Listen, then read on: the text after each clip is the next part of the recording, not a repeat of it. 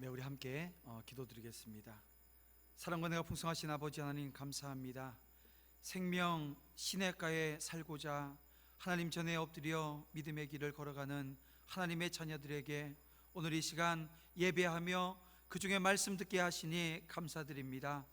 하나님, 이 시간 주신 말씀을 통하여서 저희들이 생명 시냇가에 온전히 살게 하시고 복음이 나의 복음이 되어지는 놀라운 역사를 경험해 나갈 수 있도록 주님 인도해 주시옵소서. 예수님의 이름으로 기도드립니다. 아멘. 할렐루야. 오늘 말씀을 통해서 우리 함께 봉독한 말씀 가지고 복음이 나의 복음이 될 때라고 하는 제목으로 말씀 증거할 때 우리 함께 은혜 받는 귀한 시간 되어지길 원합니다. 우리는 지난 주일 앞선 본문 말씀을 통해서요, 사도 바울이 베베 여집사 그리고 브리스가와 아굴라 부부를 비롯한 로마 성도들의 이름을 일일이 거론하면서 개별적인 문안 인사를 전함과 동시에 로마 교회에 대한 다른 교회의 문안 인사를 전달하는 것을 보았습니다. 그리고 이제 오늘 본문에 약간 변화가 있는데요, 17절부터 20절까지에서는 바울은 완전히 다른 주제를 다루고 있습니다. 다시 말하면 문안에 대한 말을 마치고 나서 17절부터 갑자기 이 거짓 교사에 대한 경계를 당부하는 말로 전환하고 있는 것을 보게 되어집니다. 바울이 이처럼 이 로마서를 마무리하면서 이 로마서의 말미에서 거짓 교사에 대해서 경계하라고 하는 이 신신당부하는 것은 그들의 존재가 로마 교회에 적지 않은 그런 위협이 될 것이라고 하는 것을 예상했기 때문입니다.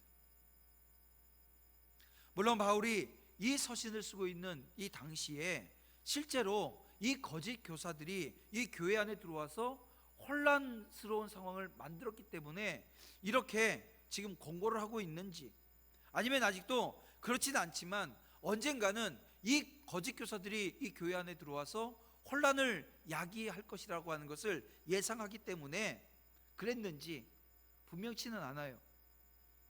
하지만 한 가지 분명한 것은, 여러분, 바울은 적은 분량의 지면을 할애해서라도 로마 교회 성도들에게 이 거짓 교사들의 존재와 그 위협을 충분히 인지시키고 그들에 대해서 경계하도록 해야 한다라고 하는 필요성을 절감하고 있었다라고 하는 사실입니다.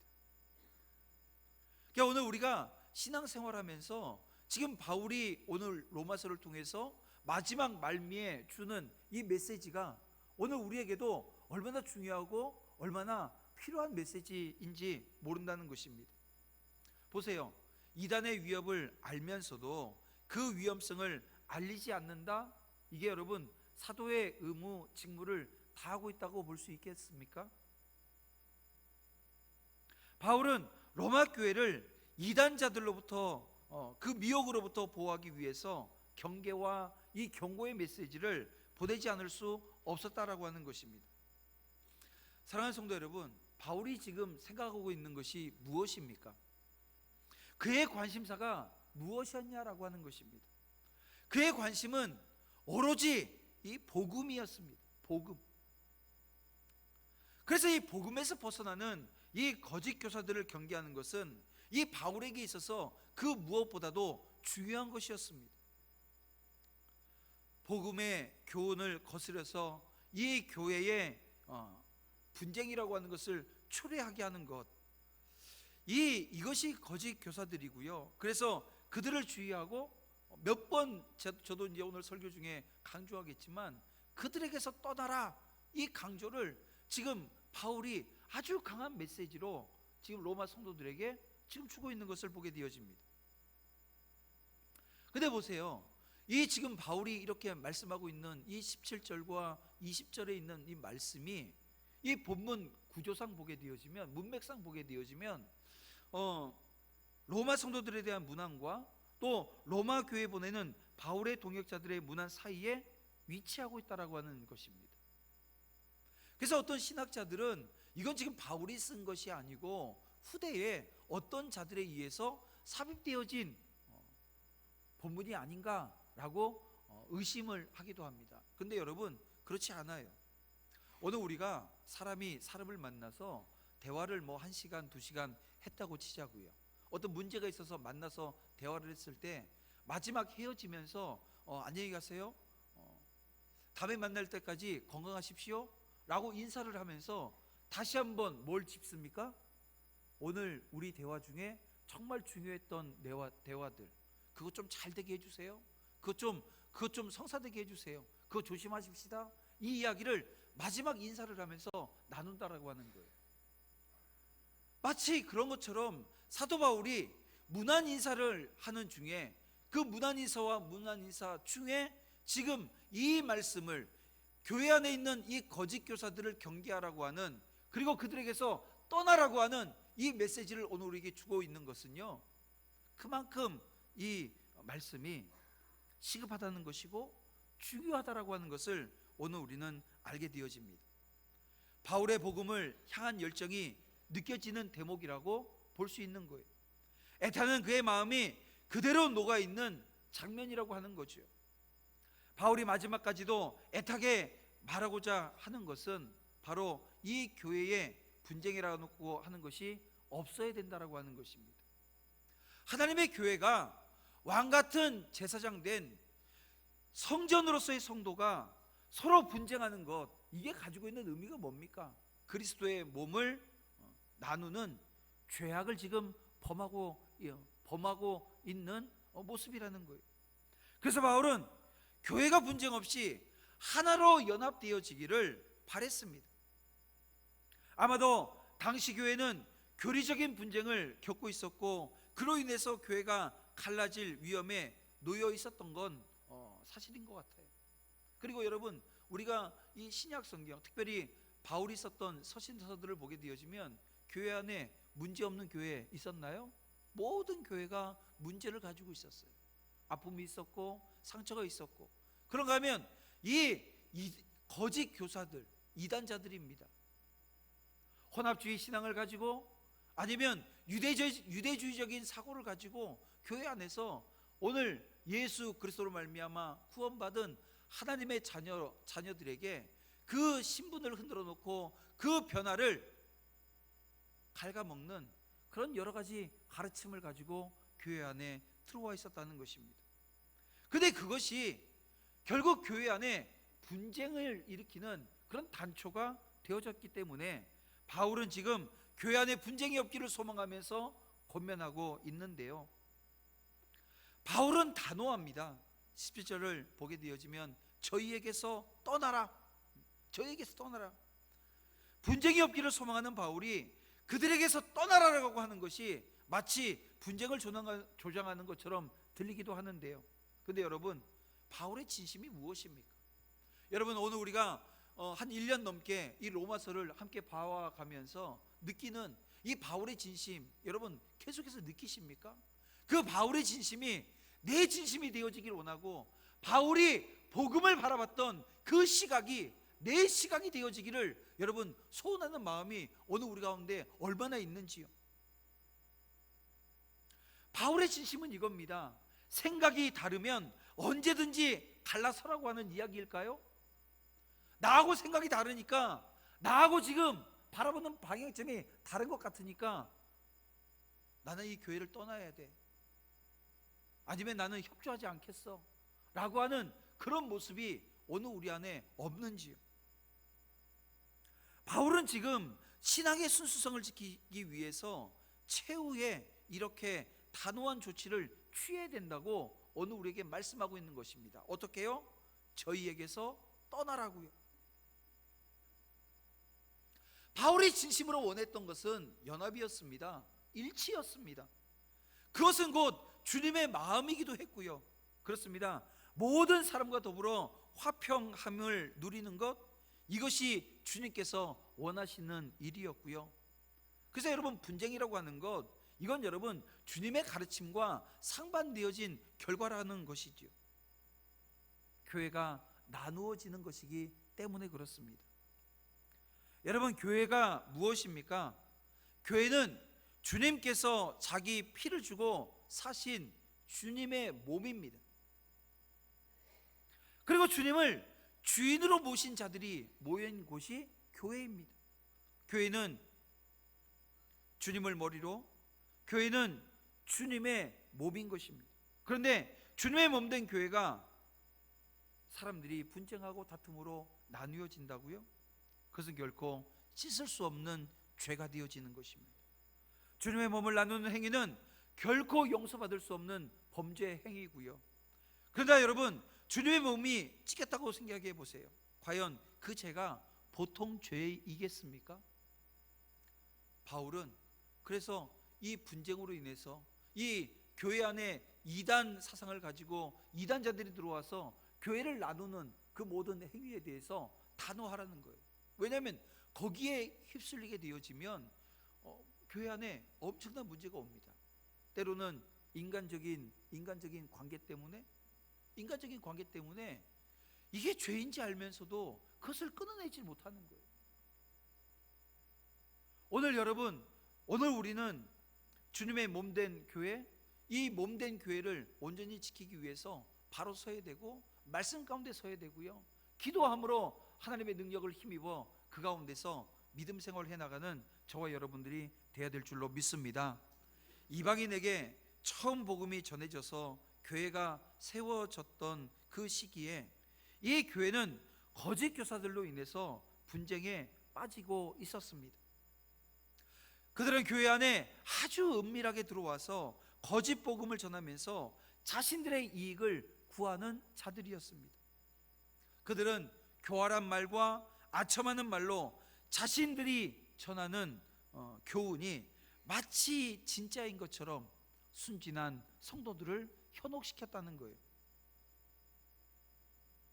그래서 바울은 이들을 잘 살펴서 분별하고 저들에게서 떠나라 라고 하는 강한 어조로 권면하고 있는 것입니다. 여러분, 진짜와 비슷한 가짜, 이건 여러분 오늘 우리를 당혹스럽게 합니다. 여러분들 중에 진짜와 정말 비슷한 가짜 한두 개씩은 가지고 계시죠? 네. 근데 이게 처음엔 가짜인지 모르고 받았는데요, 가짜인지 모르고 소유했는데 나중에 이거 아무리 봐도 진짜 같은데 전문가가 보면서 가짜래요. 그때 얼마나 당혹스럽습니까? 그래서 우리가 배운 교훈에 거하는 것은 참으로 중요한 것입니다. 생각해 보세요. 성경이 말하는 길과 내가 가고 싶은 길, 언제나 똑같은가요? 언제나 100% 똑같은가요? 하나님의 소원과 내 뜻은 어떻습니까, 여러분? 하나님의 소원이 내 뜻하고 언제나 상통되어지고, 언제나 합일되어져서 오늘 우리가 그 길을 가고 있습니까? 여러분, 이런 것을 분별할 수 있는 지혜를 얻기 위해서 우리가 해야 될 게 무엇입니까? 쉬지 않고 기도하는 것입니다. 하나님 앞에 기도해서, 정말 기도해서, 다른 걸로는 여러분 이걸 소유할 수 없어요. 하나님 앞에 기도할 때 하나님께서 허락하시는 지혜가 믿음의 종들 가운데 임하는 것입니다. 믿음의 종들 가운데 임하는 것. 여러분, 쉬지 말고 기도하는 저와 여러분 되어져서 하나님께서 모든 것을 알고 모든 것을 분별할 수 있는 그 지혜가 오늘 우리 가운데 임하기를 주님의 이름으로 축원함을 드립니다. 그러면 교회에 가만히 들어온 교사들 어떤 특징을 가지고 있는가, 오늘 본문을 통해서 보니까요, 몇 가지 특징들이 있습니다. 그 중에 하나가 교훈을 거스른다는 거예요. 교훈을 거스른다. 지금으로 말하면 성경의 가르침을 거스른다라고 하는 말이 되겠지요. 그것의 대표적인 이단이, 우리나라에 지금 이단이 상당히 많은데요, 그 이단 중에 가장 대표적인 이단이 신천지라고 하는 이단입니다. 얼마 전의 일이에요. 한 2-3주 전의 일인데요, 천안시 기독교 연합회에서 이 신천지 이단과 토론을 하자, 맞짱 토론을 하자, 이렇게 해가지고 토론을 하기로 했어요. 그런데 그 얘기가 잘 되어져 가다가 나중에 이 신천지가 뭘 얘기했냐면 성경을 가지고 토론을 안 하겠다는 거예요. 성경을 가지고는 토론을 안 하겠다는 겁니다. 그래서 이 토론이 무산되어졌어요. 여러분, 신천지가 이단인 이유가 이겁니다. 성경을 가지고 이야기하지 않겠다는 거예요. 왜 그럴까요? 그들은 성경의 권위를 인정하지 않아요. 여러분, 성경이 무엇입니까? 하나님의 말씀입니다. 여러분, 하나님께서 오늘 우리에게 계시로 주신 이 말씀의 권위를 인정하지 않는다라고 하는 것은 누굴 인정하지 않는다는 거예요? 하나님을 인정하지 않는다는 거예요. 여러분, 신천지가 이단인 것은 여기서부터 비롯되어지는 것입니다. 사람들을 미혹하고 이 교회를 허물어내는 그 일들도 하고 있지만 가장 우선되어지는 그 특징이 뭐냐면 하나님을 인정하지 않는, 계시의 말씀인 이 성경을 부정하는 거예요. 그래서 신천지 이단을 가정의 일원으로 두고 있는 사람이 이런 얘기를 해요. 한날은 성경책을 사가지고 교회를 갔더니 집에 갔더니 그 가족이 그러더래요. 성경을 왜 사갖고 왔냐고. 이거를 조금 지나면 성경 새로 나오는데 이거 왜 사갖고 왔냐는 거. 그게 뭡니까? 결국 이 성경의 권위를 인정하지 않는 것이 이 신천지 이단의 특징이라는 거예요. 하나님을 거부하는 것입니다. 바로 말씀하신 하나님의 교훈을 거스르는 것이 되어진다는 거예요. 여러분, 이단이 가지고 있는 특징이 이런 거예요. 또 하나요, 분쟁을 일으키고 사람을 넘어지게 한다는 것입니다. 우리 17절 말씀을 함께 읽겠습니다.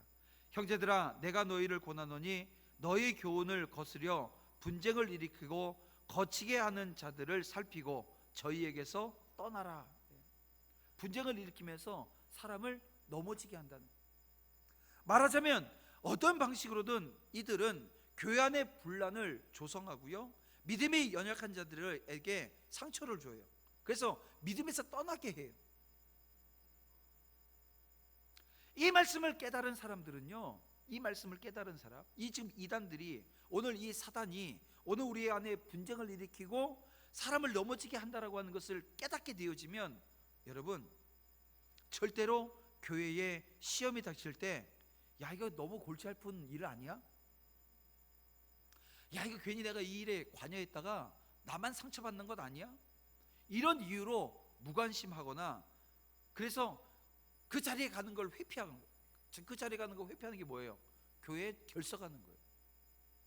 이 일은 절대 하지 않는다는 것입니다. 왠지 아세요? 그것이 누구의 뜻입니까? 누가 원하는 거예요? 누가 가장 기뻐하는 일입니까? 사단입니다. 하나님은 절대로 그렇게 하길 원하지 않으세요. 그러면 하나님이 원하시는 건 뭡니까? 만약 그런 일이 있으면 단호하게 싸우길 원하시는 거예요. 적극적이길 원하시는 겁니다. 그리스도의 말씀 안에서 단호한 모습이 있기를 원하시는 것이 우리 아버지의, 우리 주님의 마음인 것입니다. 마지막으로 바울은 이단자들의 특징에 대해서 자기 배만 섬기는 이기주의자들이라고 말씀하고 있고요, 교만한 아첨으로 순진한 자들을 미혹하는 자들이라고 18절에서 말씀하고 있습니다. 여러분, 자기 배만 섬긴다라고 하는 게 무슨 말을 하는 겁니까? 자기 배만 섬긴다? 이걸 다른 한마디로 얘기하면 탐심이에요. 탐욕이에요. 근데 바울이 골로새 성도들에게 탐심은 곧 우상숭배라고 말씀했습니다. 탐심은 곧 우상숭배라는 거. 이단들 중에 이런 자들이 참 대부분, 정말 이 이단들이요, 대부분이 다 이렇습니다.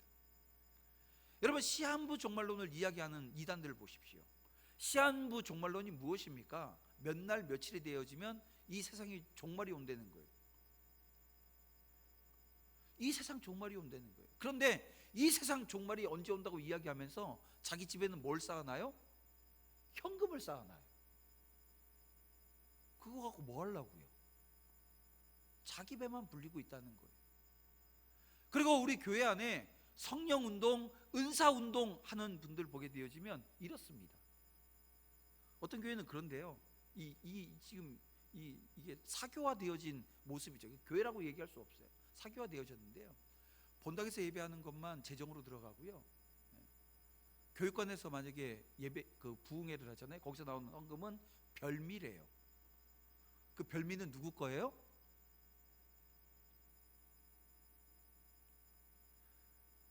여러분, 자기 배만 불리는 이 마지막 때에 성도들을 정말 목자였는데 이리가 되어지는 자들이 얼마나 많은지 모릅니다.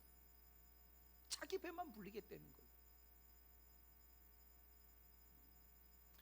여러분 기억하세요. 예수님께서 오늘 우리에게 말씀하셨습니다.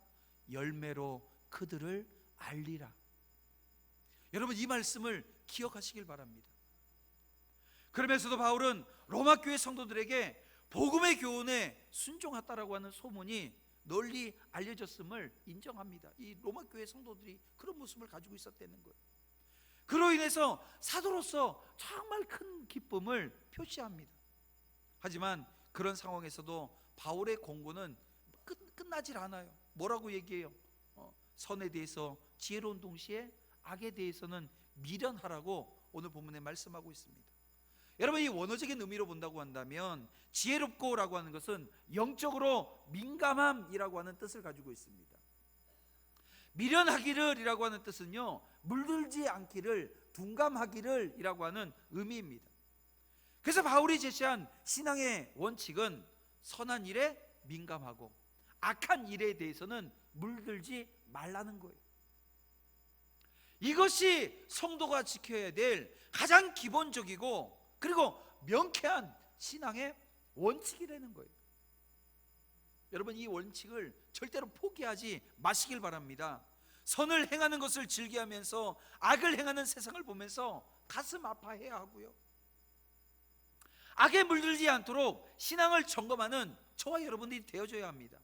여러분 교회와 성도에게 있어서 꼭 필요한 것이 무엇입니까? 어떤 게 오늘 우리 안에 있어야 됩니까? 순수, 화해, 용서, 이웃사랑, 섬김, 순종, 오늘 주님께서 원하는 모습 아닙니까? 그런데 여러분 이것이 정말 오늘 우리 가운데 있는가?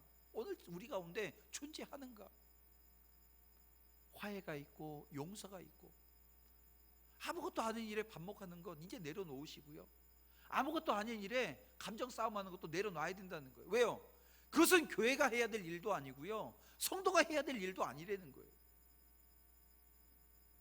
섬기며 순종하고 사랑하고 용서하고 화해하고 여러분 순수하게 하나 되어져 나가는 것,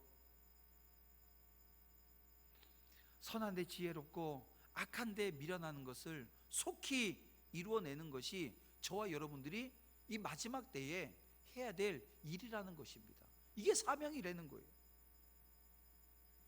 바울은 로마서를 쓴 고린도에서 동역자들과 함께 힘을 합쳐서 이 하나님의 교회를 세워나갔습니다. 이 고린도에서 지금 로마서를 쓰고 있는 거예요. 바울의 동역자들은 바울을 도와서 이 교회와 복음을 위해서 평생 수고하고 헌신한 디모데와 같은 사람들이 있었습니다. 그들의 순교자적 헌신을 통해서 복음이 땅끝까지 전파되어질 수 있었고요, 그 열매가 누굽니까? 바로 저와 여러분들입니다. 이들의 헌신으로 지금 오늘 우리가 예수 믿고 구원받아 하나님의 자녀로서 변화된 신분을 가지고 하나님께 예배할 수 있게 되어졌다는 거예요. 자, 오늘 본문에 보면 8명의 바울의 동역자를 소개하고 있는데요, 사실 이 디모데를 제외하고 선교 사역에 직접적으로 연관되어진 사람은 없는 것처럼 보입니다. 그런데 여러분 이들은 정말 다양한 방법으로 바울의 선교에 동참했던 인물들입니다. 야손은 복음 사역자를 위해서 숙식을 제공했어요. 소시바드는 예루살렘 교회를 위해서 구제 헌금을 모금한 인물로 추정되어지기도 하고요, 더디오는 로마서를 대필해 줬습니다. 가이오는 자기 집을 교회로 제공했고요, 에라스도와 구아도 형제는 물질적으로 바울을 도왔다는 것입니다. 바울과 같이 정말 주도적인 역할을 하진 않았지만 선교 사역에 있어서 한 몫을 담당했다는 거예요. 오늘 날로 이야기하면 팀 민스트리라고 이야기할 수 있습니다. 선교를 위해서 한 팀으로 사역하는 거예요. 우리가 어제도 우리 한성대에 있고요, 분수 광장에 나가서 우리 노방전도를 했습니다.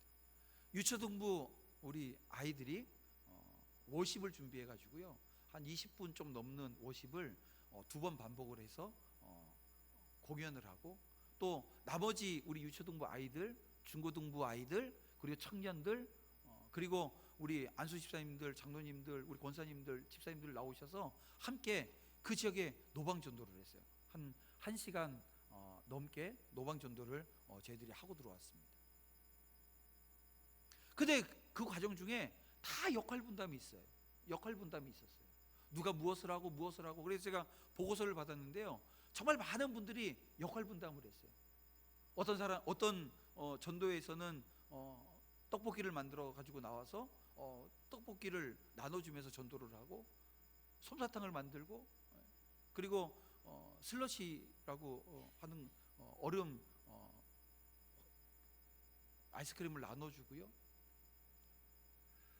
그리고 나서 전도를 하는데요, 우리 초등학교 1학년 아이가 예수 믿으세요 하고 전도를 했더니 지나가는 분이 아유 귀엽다고 그러면서 1,000원을 용돈으로 줬대요.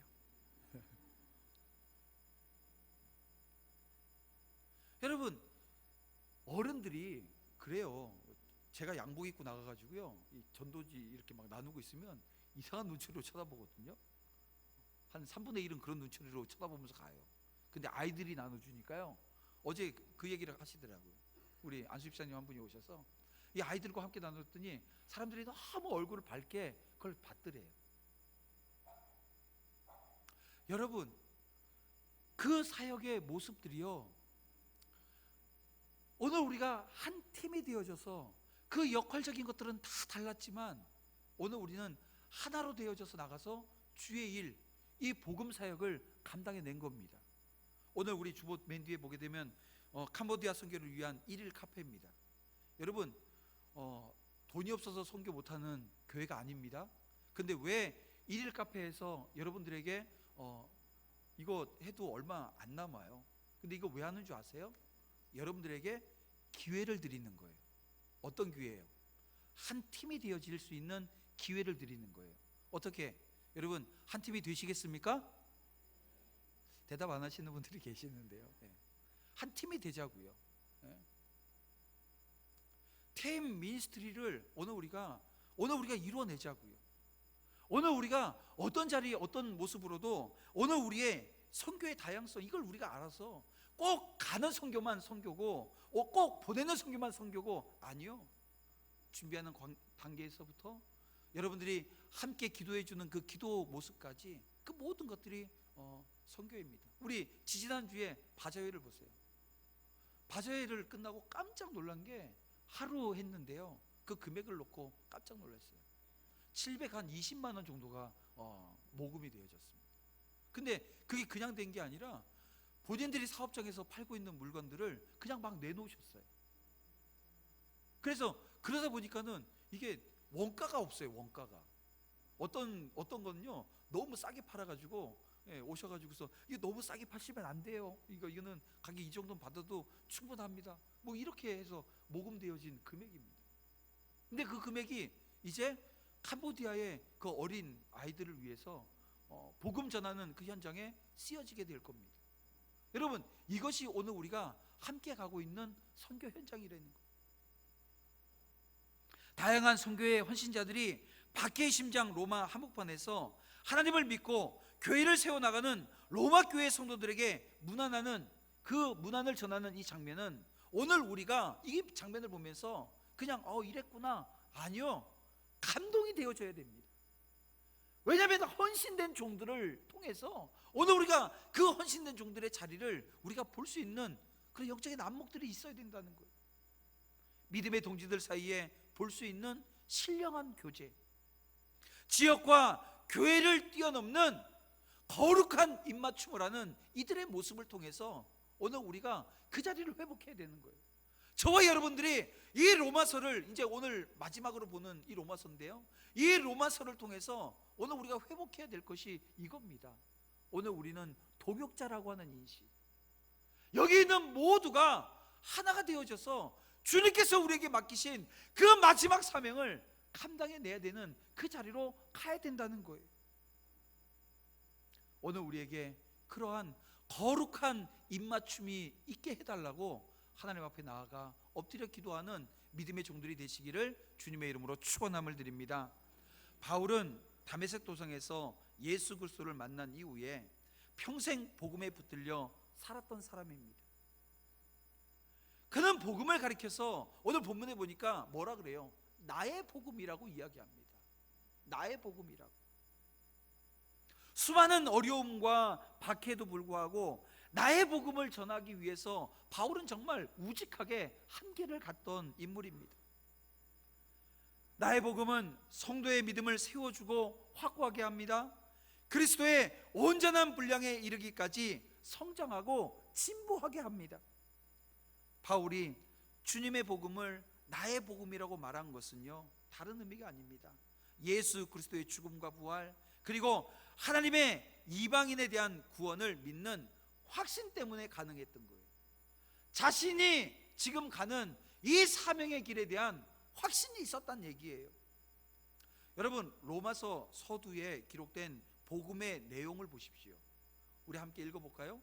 로마서 1장 2절부터 6절에 있는 말씀인데요, 이 말씀이 이 복음의 내용입니다. 로마서 1장 2절부터 6절 말씀을 우리가 함께 읽겠습니다. 다 같이 보겠습니다. 이 복음은 하나님이 선지자들로 말미암아 그의 아들에 관하여 성경에 미리 약속하신 것이라.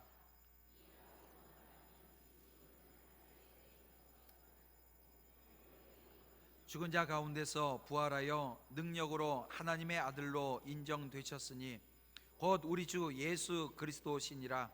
그로 말미암아 우리가 은혜와 사도의 직분을 받아 그 이름을 위하여 모든 이방인 중에서 믿어 순종케 하나니 너희도 그들 중에 있어 예수 그리스도의 것으로 부르심을 입은 자니라. 아멘. 여러분, 이렇게 복음의 내용 역시 자신이 믿고 있다고 자신감 넘치게 고백하게 되어진 거예요. 왜요? 이 복음이, 주님의 복음이 나의 복음이 되어졌기 때문에 그래요. 바울은 확신과 자신감으로 복음의 진리를 받아들였습니다. 내부적으로는 그것이 진리라고 하는 것을 믿었고요, 외부적으로는 자신의 신앙을 강하게 고백했던 겁니다. 바울의 이러한 확신과 자신감 넘치는 표현은 오늘 우리 한국적인 그 상황에서 보게 되어지면 이게 좀 교만한 것으로 보일 수도 있어요. 왜냐하면 오늘 우리는 우리라고 하는 말을 참 많이 쓰입니다. 이거 내 집이야 이런 표현보다는 우리 집이라고 하는 표현을 많이 쓰죠. 그래서 내가 이런 말을 많이 하게 되어지면 꼭 이 교만한 것처럼 보이게 되어지는 상황이에요. 그리고 사실은 또 그렇기도 하고요. 그래서 이 나의 복음이라고 하는 표현은 바울이 혹시 교만한 사람이 아닌가라고 하는 오해를 불러일으키게 되어지는데, 여러분, 그게 아닙니다. 여러분, 나의 복음이라고 하는 표현은 자기 중심적인 표현이 아니고요, 오히려 신앙을 확신하는 강한 외침이라는 거예요. 신앙을 확신하는 강한 외침이라는 거예요. 기독교 역사를 보면 바울과 같이 자신의 믿음에 대한 강한 확신을 가진 사람들 여러 찾아볼 수가 있고요, 사실 그 사람들을 통해서 복음이 전해지더라고요. 여러분, 기세등등해서 과격한 유대인들 앞에서 끝까지 주님을 전하다가 돌 맞아 죽은 순교, 가장 첫 번째 순교자였던 스데반이라고 하는 인물을 여러분 아시잖아요. 그리스도의 십자가를 생각하면서 믿음을 굽히지 않고 맹수형을 당했던 이 안디옥 교회의 교부 이그나티우스라고 하는 인물, 여러분 기억하시길 바랍니다. 공개 재판을 통해서 우상 숭배를 강하게 거부해서 목배임을 당했던 저스틴이라고 하는 인물을 보십시오. 우리나라에도 있잖아요. 신사참배를 거부했다가 1944년 4월 21일에 평양 감옥에서 순교한 주기철 목사님, 이 모든 분들이 그 어떤 상황 속에서도 신앙을 굽히지 않고 자신이 강하게 확신했던 복음을 증거한 신앙의 선배들이었다는 거예요. 사랑하는 성도 여러분, 오늘 우리 가운데 여러분 이 믿음에 대한 강한 확신이 있으십니까? 주님의 가르침을 분명히 알고 그것이 진리임을 고백하는 자신의 목소리가 있냐고요. 바울처럼 복음이 나의 복음이라고 하는 이 확신, 그리고 그 확신이 기반이 되어진 나의 삶의 모습들, 다시 말하면 순종이겠죠. 행동하는 것입니다. 전하는 사명입니다. 자신의 신앙을 고백했던 이 믿음의 선배들이 있음에도 불구하고 오늘 우리에겐 확신, 자신감, 여러분 이것이 없진 않습니까? 성경은 오늘 우리에게 권면합니다. 너희 속에 있는 소망에 관한 이유를 묻는 자에게는 대답할 것을 항상 예비하라는 거예요. 믿음이 무엇인지 고백할 수 있어야 된다는 것입니다. 침묵하는 성도가 아니라, 자신이 없어서 쭈뼛쭈뼛하고 있는 성도가 아니라, 어떤 상황, 어떤 사람을 만나더라도 그리스도에 대한 믿음을 가지고 강한 자신감, 확신으로 고백하는 저와 여러분들이 돼야 될 줄로 믿습니다. 그렇게 되어질 때 오늘 우리는요, 복음 사역을 완성하는 마지막 주자들이 되어지는 겁니다. 마지막 주자들이 되어지는 겁니다. 이제 우리는 하나님의 부르심에 응답해야 합니다. 우리나라의 최초의 복음을 전파하러 왔던 선교사들의 열정과 결단이 오늘 지금 21세기를 살아가고 있는 저와 여러분에게 필요한 것입니다. 낙후된 문화와 질병, 죽음 등이 주님께 순종하는 그들에게 아무런 문제가 되어지지 않았던 것처럼 오늘 우리도 주님의 부르심에 순종해야 된다는 거예요. 그 사명 감당했던 그 모습들을 오늘 우리가 다시 회복해야 된다는 것입니다. 복음이 나의 복음 되어질 때 가능한 것이고요, 하나님의 일은 하나님의 일을 하기 전에 하나님을 먼저 만나야지만 이게 할 수 있는 거예요. 여러분, 오늘 우리가 인간적인 결단으로 합시다 해서 하는 건요, 잠깐 하게 되어집니다. 근데 지속적으로는 안 되는 거예요. 그런데 하나님이 좋아지면, 그렇잖아요 여러분. 거의 지금 여기 다 결혼하신 분들인데 연애할 때 저도 그랬던 기억이 있거든요.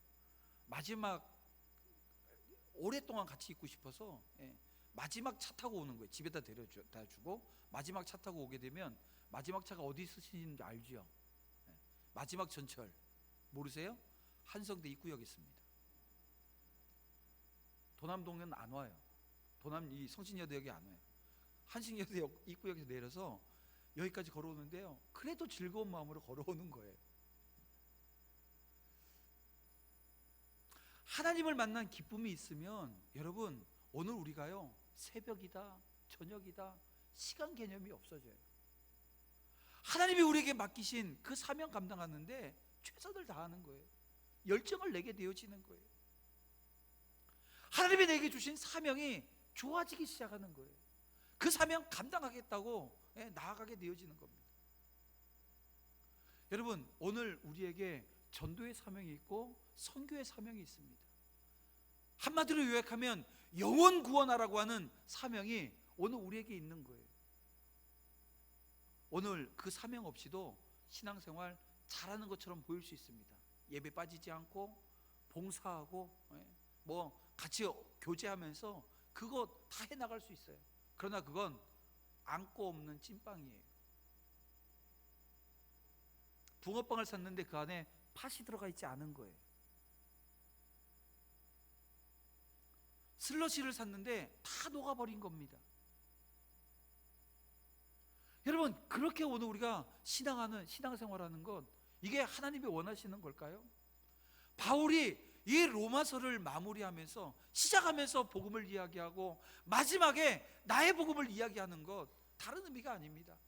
그 복음이 좋아야 되고요, 그러려면 먼저 하나님 만나야 된다는 거예요. 나를 위해서 죽으신 그 예수 그리스도, 십자가에 죽으신 그 주님이 날마다 새롭게 나에게 다가와야 된다는 거예요. 그래서 여러분, 그것을 먼저 회복하는 저와 여러분들이 되어지길 원합니다. 복음이 나의 복음이 되어지는 역사를, 그리고 그 복음 사역을 완성하는 마지막 주자가 누구라고요? 나라고 하는 인식이에요. 나라고 하는 인식. 우리라고 하는 인식에서 좀 더 좁히세요. 나라고 하는 인식으로. 말씀을 맺겠습니다. 하나님에 관한 말들을 소문으로 듣는 것은 믿음에 결정적인 영향을 끼치지 못합니다. 복음이 나의 복음이 되도록 우리는 직접 하나님을 만나고 그 사랑의 능력을 경험해야 하는 것입니다. 여러분, 함께 그 자리로 나아가서요, 하나님 만나고 그 사명 만나고, 그래서 그 사명에 집중해서 감당할 수 있는 믿음의 종들 함께 되어져서 마지막 때 우리 도남제일교회가 정말 이 성북구 안에 구원의 방주로서의 역할, 구원의 방주로서의 역할, 생명 살리는 그 사역을 온전히 감당해내는 믿음의 신실한 주의 종들이 되시기를 주님의 이름으로 축원합니다. 기도드리겠습니다. 사랑과 은혜가 풍성하신 아버지 하나님, 감사합니다. 이 시간 주의 종들이 다시 한번 결단합니다. 복음이 나의 복음 되어 마지막 때에 그 복음 사역 완성하는 마지막 주자들이 되겠다라고 하는 이 결단 속에 주의 성령이 함께 하시고, 하나님 기쁨과 감사와 평강 주시는 그 하나님으로 말미암아 온전히 주신 사명 감당하기에 부족함이 없는 믿음의 종들이 되어줄 수 있도록 주여 인도하시고 붙들어 주시옵소서. 예수님의 이름으로 기도드립니다. 아멘.